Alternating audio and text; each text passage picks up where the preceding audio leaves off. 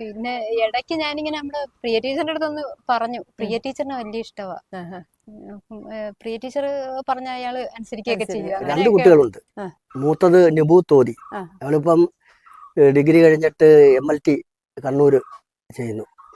പിന്നെ മോൻ ഞാന്, രണ്ട് മക്കളാണ് ഞങ്ങൾക്കുള്ളത്. ഇപ്പൊ ഈ സാമ്പൻ സാറിന്റെ ഒതല്ലോ കഥാപ്രസംഗം ഞാൻ നിരവധി തവണ ഇട്ട് കേൾക്കുമായിരുന്നു.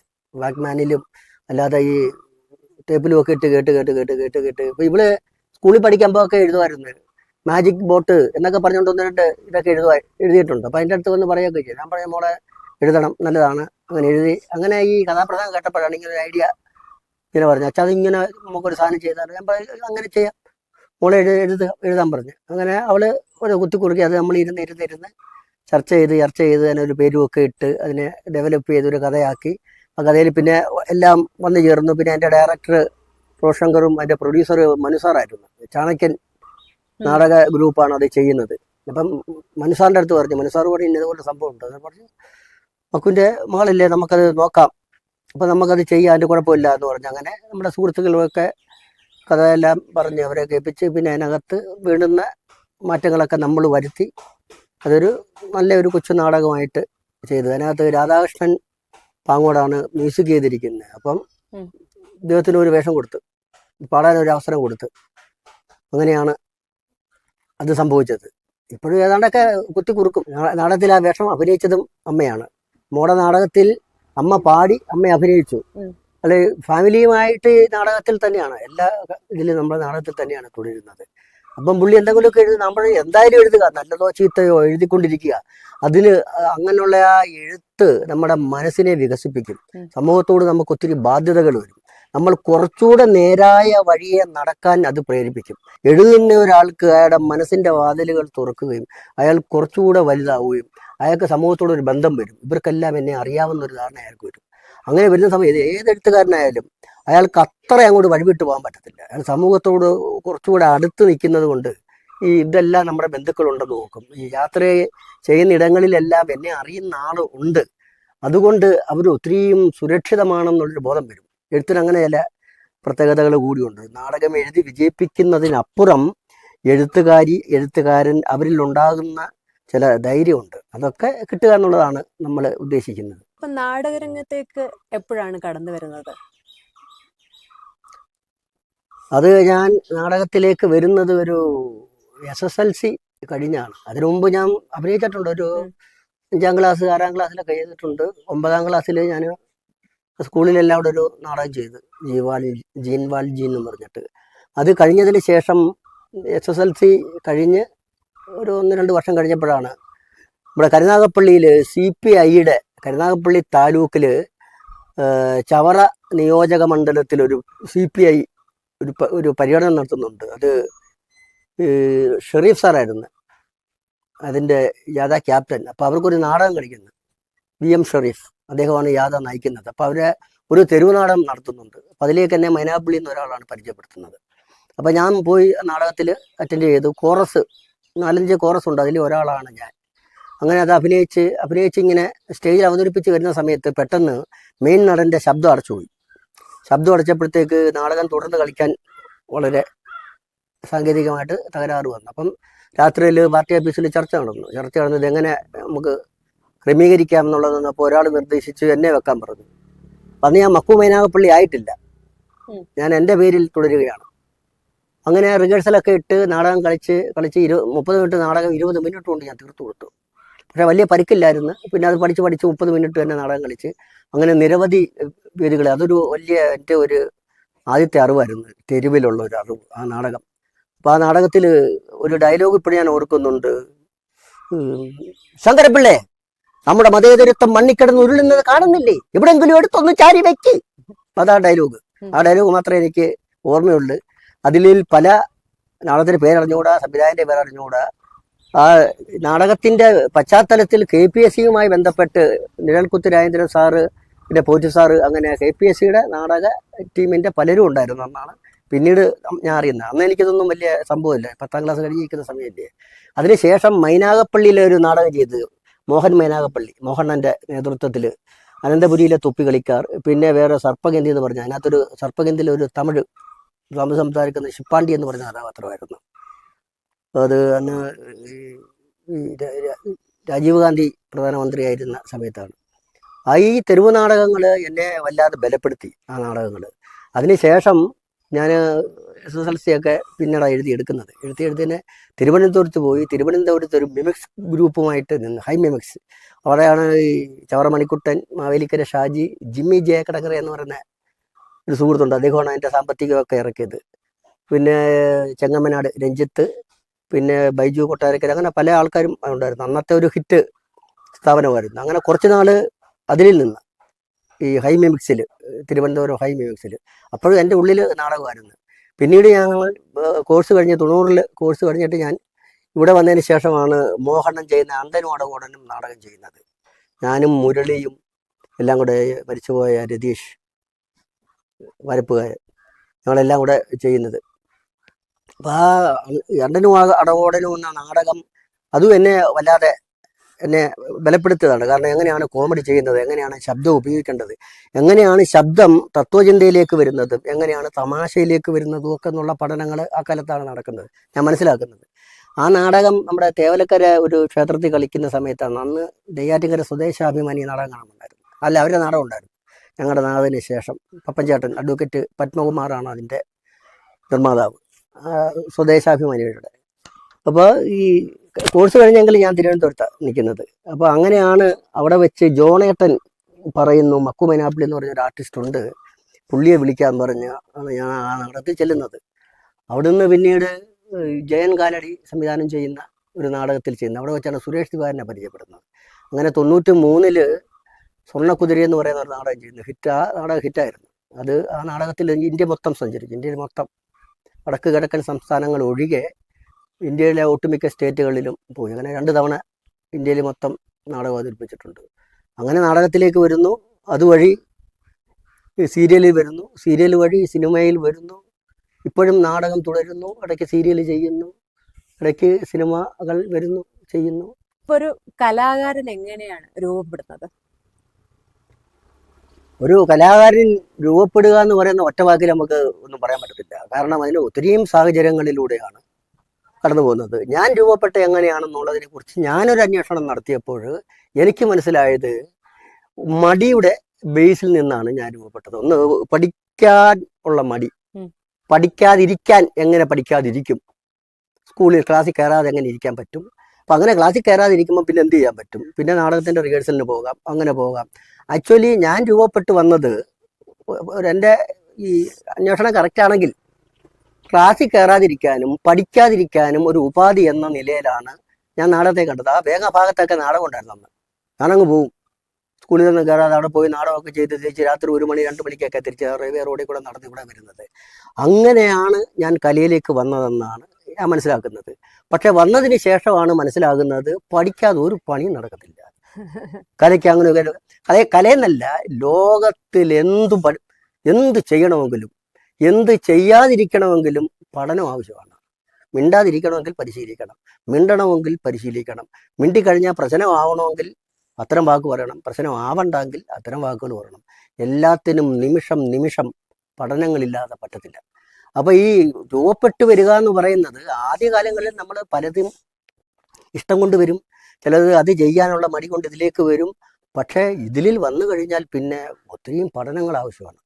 അതിന് ഈ അക്കാഡമിക്കൽ പഠനങ്ങളല്ലാതുള്ള ഒത്തിരിയും പഠനങ്ങൾ ഇതിന് വേണ്ടി വരും. അങ്ങനെയാണ് നമ്മൾ ഇതിനെ നിലനിർത്തുക, എങ്ങനെയാണ് നമ്മളൊരു കൂട്ടത്തിൽ ചേരുക, നമ്മൾ ആ സംഘത്തിൽ നമ്മൾ ഒരു പ്രശ്നക്കാരനാകാതിരിക്കുക, എങ്ങനെ അതിനെ സൃഷ്ടി നടത്തുക എന്നൊക്കെ ഉള്ള വലിയ വലിയ അന്വേഷണങ്ങൾ വേണ്ടി വരും. എനിക്ക് ഭാഗ്യവശാൽ ഞാൻ ചെന്ന് ചേർന്നതൊക്കെ നല്ല ഗുരുനാഥന്മാരോടൊപ്പം, അല്ലെങ്കിൽ നല്ല ക്വാളിറ്റിയുള്ള നടന്മാരോടൊപ്പം എനിക്ക് ഒത്തിരി വേഷങ്ങൾ ചെയ്യാൻ പറ്റി. കേരളത്തിലെ ഒട്ടുമിക്ക നടന്മാരോടുകൂടി എനിക്ക്, നാടക നടന്മാരോടുകൂടി എനിക്ക് അവതരിപ്പിക്കാൻ പറ്റി. ഞാൻ കോമഡി ചെയ്യുന്ന സമയത്ത് അന്ന് നമ്മുടെ നമശിവായൻ ചേട്ടൻ, പിന്നെ ആദിനാടി ശശി ചേട്ടൻ, കാഞ്ഞിപ്പുഴ ശശി ചേട്ടൻ, പിന്നെ കുന്തള്ളൂർ വിക്രമൻ, ജോഷി നമ്പിക്കടവ്, സൂളം സലീം, മക്കു മൈനാഗപ്പള്ളി, അങ്ങനെ ഒരു 8-10 കൊമേഡിയന്മാർ ഇങ്ങനെ മെയിനായിട്ട് നിൽക്കുന്ന സമയമാണ്. ഞാൻ ഉൾപ്പെടെ 10 നല്ല അഡ്വാൻസും ഒക്കെ വാങ്ങിച്ചുകൊണ്ട് പോകുന്ന പോലെ ഈ ജോഷി നമ്പിക്കടവും ചൂളം സലീമും കുന്തളൂർ വിക്രമനും പിന്നെ നമശിവായൻ ചേട്ടനും ഇവരെല്ലാം എല്ലാം ഓരോ സമിതിയിലും നല്ല ബലവത്തായ നടന്മാരുള്ള സമയത്താണ് ഞാൻ വരുന്നത്. അപ്പം അവരുമായിട്ടുള്ള സൗഹൃദം, അതേപോലെ MR രവിച്ചേട്ടനെ പോലുള്ള അതുല്യ നടന്മാരുമായിട്ടുള്ള വേദി പങ്കിടല്, അവർ നാടകത്തെക്കുറിച്ചുള്ള സംഭാഷണങ്ങൾ, രാവിലെ എഴുന്നേറ്റ് പത്രം വായിക്കൽ, എന്നിട്ട് അഭിനയത്തിൻ്റെ സാധ്യതകളെക്കുറിച്ചുള്ള ചർച്ചയിലെല്ലാം നമുക്ക് പങ്കെടുക്കാൻ പറ്റി. അപ്പോൾ കേരളത്തിലെ പ്രഗത്ഭരായ പ്രതിഭാശാലികളായ സംവിധായകർ, അതിൽ പ്രധാനമായിട്ട് TK ജോണേട്ടൻ, അദ്ദേഹമാണ് എന്നെ ആദ്യമായി പ്രൊഫഷണൽ നാടകത്തിൽ അഭിനയിപ്പിക്കുന്നത്. സതീഷ് സംഘമിത്ര ചേട്ടൻ, പിന്നെ പ്രദീപ് റോയ് ചേട്ടൻ, പിന്നെ രാജംബി ദേവ്, പിന്നെ സുരേഷ് ദിവാകരൻ, അങ്ങനെ അറിയപ്പെടുന്ന ഇപ്പോഴത്തെ സൂപ്പർ സ്റ്റാറാണ് സുരേഷ് ദിവാകരൻ. അദ്ദേഹത്തിൻ്റെ ഒരു നാടകത്തിൽ കഴിഞ്ഞ 2016 അതൊരു കഥയാണ്, സ്റ്റേറ്റ് അവാർഡ് കിട്ടിയത്. അദ്ദേഹത്തിന് സമിതിക്ക് സംസ്ഥാന അവാർഡ് വാങ്ങിച്ചു കൊടുത്ത നാടകമാണ് ആ നാടകം. അപ്പോൾ അവരെ പോലുള്ള പ്രഗത്ഭരായ സംവിധായകരോടൊപ്പം MR രവിച്ചേട്ടനെ പോലുള്ള പ്രഗത്ഭരായ നടന്മാർ, അതേപോലെ നിരവധി നടന്മാരോടൊപ്പം ഒക്കെ വേദി പങ്കിടാൻ പറ്റുന്നു. അതിനുശേഷം ഈ കേരളം മൊത്തം സഞ്ചരിക്കാൻ പറ്റുന്നു. നാടകത്തിൽ മാത്രമല്ല എനിക്ക് സൗഹൃദമുള്ളത്, എനിക്ക് നാടൻ പാട്ടിൻ്റെ സൗഹൃദമുണ്ട്, പിന്നെ ഗാനമേളയിൽ സൗഹൃദമുണ്ട്, മിമിക്രിയിൽ സൗഹൃദമുണ്ട്, ഒരു നിറഞ്ഞ സൗഹൃദം എനിക്കുണ്ട്. കാരണം എൻ്റെ തിരുവനന്തപുരത്തെ ജീവിതത്തിനിടയിൽ നിരവധി സുഹൃത്തുക്കളുമായി എനിക്ക് ബന്ധപ്പെടാനും അവരുമായി ബന്ധപ്പെടാനും ഇതെല്ലാം ഞാൻ എൻ്റെ കലാപ്രവർത്തനത്തിന് വേണ്ടിയിട്ടാണ് ഉപയോഗിച്ചിരിക്കുന്നത്. പിന്നെ മൈനാഗപ്പള്ളി പ്രദേശത്ത് അവസാനമായി ഞാൻ അഭിനയിച്ച സമിതികളിൽ ആദ്യം ചെയ്യുന്നത് തിരുവനന്തപുരം അക്ഷയ എന്ന് പറയുന്ന ഒരു സമിതി, 1000 സൂര്യനാളങ്ങൾ, പിന്നെ നെയ്യാറ്റിൻകര സ്വദേശാഭിമാനി, നെയ്യാറ്റിൻകര അരങ്ങ്, സചേതന, സർഗചേതന, ആരാധന, പിന്നെ കരുനാഗപ്പള്ളിയിൽ സ്നേഹ, മൈനാഗപ്പള്ളിയിൽ നമ്മുടെ മനുസാറിൻ്റെ ചാണക്യൻ തിയേറ്റർ ഗ്രൂപ്പ്. ഇത് പല സമിതികളിലും ഞാൻ 2 വർഷം നിന്നിട്ടുണ്ട്, ചിലതിൽ 3 വർഷം അങ്ങനെ ആവർത്തിച്ച് നിന്നിട്ടുള്ള സമിതികളുണ്ട്, 1 വർഷം നിന്നിട്ടുള്ള സമിതികളുണ്ട്. പിന്നെ കൊല്ലം യൂണിവേഴ്സിലൊക്കെ അന്ന് അതിൻ്റെ ആ അവസാന കാലഘട്ടം അത് ഗംഭീരമായി നിൽക്കുന്ന സമയത്താണ് ഞാൻ നിന്നിട്ടുള്ളത്. അപ്പം അങ്ങനെ നിരവധി നാടക സമിതികളിൽ, പിന്നെ തെരുവ് നാടകങ്ങൾ ധാരാളം ചെയ്തിട്ടുണ്ട്. അതെനിക്കൊരു ഹരമായിരുന്നു. പിന്നെ നമ്മുടെ KSEB ഉണ്ടല്ലോ, കേരള ഇലക്ട്രിസിറ്റി ബോർഡിൻ്റെ ബോധവൽക്കരണ നാടകമുണ്ട്. അതിനകത്തുള്ള അവർ പ്രത്യേകം ഈ കേന്ദ്ര ഗവൺമെൻറ്റിൻ്റെ ചില ഈ വൈദ്യുതി ഉപയോഗവും അപകടരഹിതമായി വൈദ്യുതി കൈകാര്യം ചെയ്യുന്നതിൻ്റെയും ചില നാടക രൂപത്തിൽ അവർ ഉപദേശിക്കുന്നുണ്ട്. അപ്പോൾ അതിൻ്റെ നാടകങ്ങളിൽ, പിന്നെ ഈ സ്കൂൾ നാടകങ്ങളിൽ, ലഹരിക്കെതിരെയുള്ള നാടകങ്ങളിൽ, പിന്നെ ഈ കൊച്ചുകുട്ടികളിൽ ഒരു 4ാം ക്ലാസ് വരെയുള്ള കുട്ടികളുടെ പരിപാടികൾ അവരുമായിട്ടൊക്കെ നമ്മൾ ഈ പരിപാടിയിൽ പങ്കെടുക്കുന്ന ഭയങ്കര രസകരമാണ്.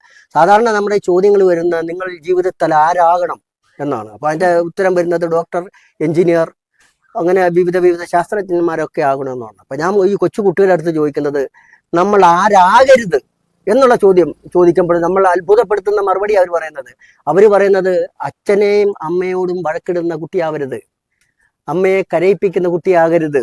ഭയങ്കര രസകരമായി 4 വയസ്സ് വരെയുള്ള 4ാം ക്ലാസ്സിൽ പഠിക്കുന്നവരുമായിട്ടുള്ള ഇടപെടൽ, ഈ ഡിഗ്രിക്ക് പഠിക്കുന്നവരുമായിട്ടുള്ള ഇടപെടൽ, പൊതുജനങ്ങളുമായിട്ട് തെരുവിൽ അപ്പോൾ സാധനം വാങ്ങിച്ച് അടുത്ത വണ്ടിക്ക് പോകാൻ പറ്റുന്നവരുമായിട്ട് അവർ കാത്തിരിക്കുന്നവരുടെ അടുത്ത് നാടകം കളിക്കുന്നത്, പിന്നെ വന്നിരിക്കുന്ന പാകപ്പെട്ട സദസ്സിൽ നാടകം കളിക്കുന്നത്, ഇതെല്ലാം വ്യത്യസ്തങ്ങളായ രൂപപ്പെടലുകളാണ്. ആ രൂപപ്പെടലുകളാണ് നമ്മളിൽ സംഭവിച്ചുകൊണ്ടിരിക്കുന്നത്.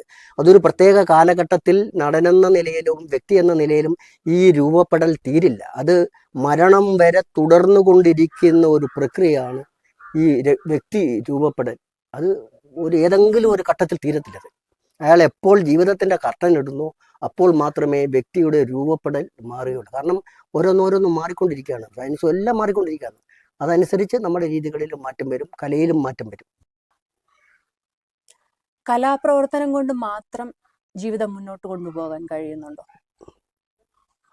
അതൊരു മനോഹരമായ ചോദ്യമാണ്. അതിനകത്ത് ഭയങ്കര സംഭവങ്ങൾ ഒളിഞ്ഞിരിപ്പുണ്ട്. അപ്പോൾ നമ്മൾ ഈ ജീവിതം എന്താണെന്ന് പറയേണ്ടി വരും.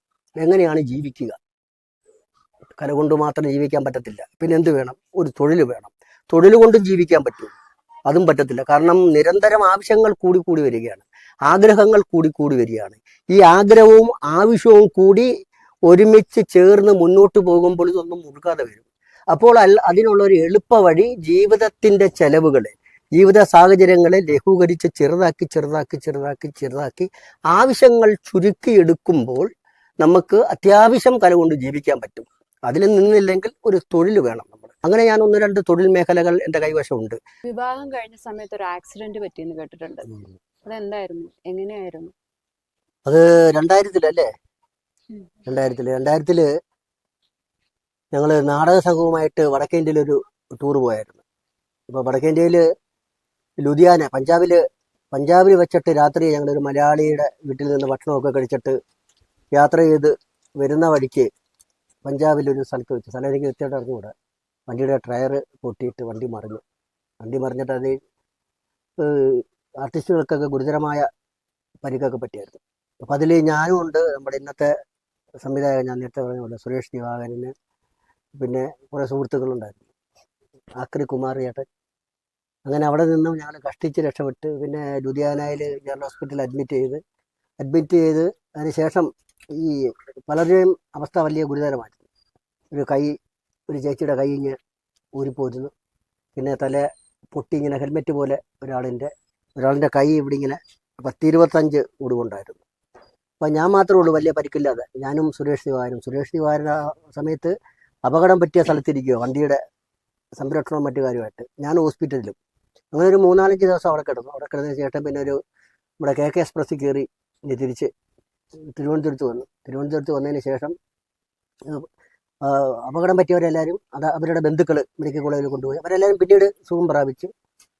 ഞാൻ കഷ്ടിച്ച് വണ്ടിക്കൂലിയൊന്നും ഇല്ലാതെ അവിടെ പിന്നെ സുഹൃത്തുക്കൾ സഹായിച്ച് തിരിച്ച് നാട്ടിലെത്തി. അത് കലയിൽ തുടരുമ്പോൾ നമ്മുടെ ജീവിതത്തിൽ സംഭവിച്ച ഒരു വലിയ ദുരന്തമായിരുന്നു. പക്ഷേ അതിൽ നിന്നും എല്ലാവരും ദൈവിക അനുഗ്രഹത്തിൽ, ദൈവത്തിൻ്റെ ഇതുകൊണ്ട് നമ്മൾ എല്ലാവരും മറ്റപകടമൊന്നുമില്ലാതെ രക്ഷപ്പെട്ടു. പിന്നെയും വർഷങ്ങൾ കാത്തിരിക്കേണ്ടി വരും അടുത്ത സമിതിക്ക് വേണ്ടിയിട്ട്. അങ്ങനെ ജീവിതത്തിൽ അങ്ങനെ നാടകത്തിൻ്റെ ഒത്തിരിയും സംഭവങ്ങൾ ഉണ്ടായിട്ടുണ്ട്. നാടകം നമുക്ക് തരുന്ന അനുഭവമായിട്ടാണ് ഞാൻ അതിനെ കാണുന്നത്. ചേച്ചി മോനും കൂടെ പാടിയൊരു പാട്ട് വൈറലായി, അതെങ്ങനെയാ സംഭവിച്ചത്? ഈ ഒഥല്ലോ കൃഷ്ണപിള്ള എന്ന നാടകത്തിന്റെ കർട്ടൻ വര നടക്കുന്ന സമയത്തായിരുന്നു. പിന്നെ ശരവൺ ബോധിയായിരുന്നു വരയ്ക്കുന്നത്. അപ്പോൾ പിന്നെ ഫുഡൊക്കെ നമ്മൾ ഇവിടുന്നായിരുന്നു, എല്ലാം ഞാനായിരുന്നു എല്ലാം കൊടുക്കുന്നത്. അങ്ങനെ അപ്പം ഇങ്ങനെ ബോധിക്ക് പാടുമെന്നറിയാവുന്നത് കൊണ്ട് ഒരു ദിവസം ഇങ്ങനെ അവനെ കൊണ്ട് പാട്ട് പാടിച്ചു, മോനെ കൊണ്ട്. പ്രാണസഖി, അയാൾക്ക് അന്ന് ആ സമയത്ത് ഈ പാട്ട് ഭയങ്കര ഇഷ്ടമായിരുന്നു. പ്രാണസഖി, ഇയാൾക്ക് ഇഷ്ടപ്പെട്ട പാട്ടുകളൊക്കെ ഇയാൾ ഇങ്ങനെ പാടിക്കൊണ്ടേ നടക്കും. ആ സമയത്ത് ഈ പ്രാണസഖി എന്നുള്ള പാട്ടായിരുന്നു. പ്രാണസഖി ഞാൻ വെറുമൊരു പാമരനാം പാട്ടുകാരൻ, ആ പാട്ട്. അപ്പോൾ ഇയാളിങ്ങനെ പാടിയപ്പം ബോധി ഇങ്ങനെ പറഞ്ഞു, പിന്നെ അവനെ കൊണ്ട് പാട്ട് എടുക്കട്ടെ ചേച്ചി. ഞാൻ പറഞ്ഞു എടുത്തു എന്ന് പറഞ്ഞ് അങ്ങനെ. അപ്പൊ ഞാനും അവനും കൂടെ നിന്നപ്പോഴായിരുന്നു. അപ്പൊ ഇയാളിങ്ങനെ പാടിയപ്പോ അവന്റെ കൂട്ടത്തിൽ ഞാനും പാടി. ബോധി ആ പാട്ടിട്ടു, അതങ്ങ് വൈറലായി ആ പാട്ട്. അതിപ്പോ ഏകദേശം 1 വർഷം കഴിഞ്ഞു. ഇപ്പൊ ഈ അടുത്ത സമയത്ത് തന്നെ ഈ ക്രിസ്മസിന് അത് വീണ്ടും ആരോ ഏതോ മീഡിയക്കാരെടുത്തിട്ട് വീണ്ടും അത് വൈറലായി. ഓരോരുത്തർ ഇങ്ങനെ വിളിച്ച് ചോദിക്കുന്നുണ്ട്. കുറെ പേര് കാണാത്തവരുണ്ടായിരുന്നു. ആ പാട്ട് വൈറലായല്ലോ. ഞാൻ പറഞ്ഞു അത് നേരത്തെ എടുത്ത പാട്ടാ. അപ്പം ഈ ഒരു പാട്ട് പ്രാണസഖി എന്നുള്ള പാട്ടായിരുന്നു.